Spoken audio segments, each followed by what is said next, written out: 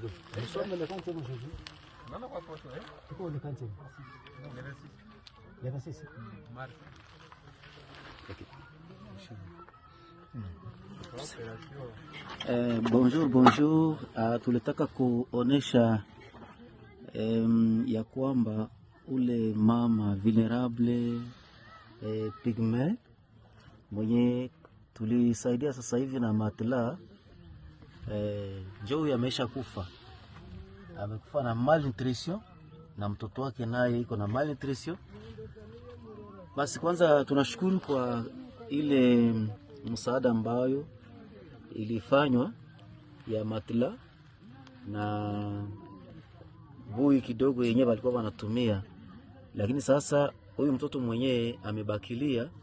Njo tulikuwa tunataka basi wa moyo wa huruma anaweza kuona kitu gani kinaweza kufanya juu kusove maisha ya mtoto.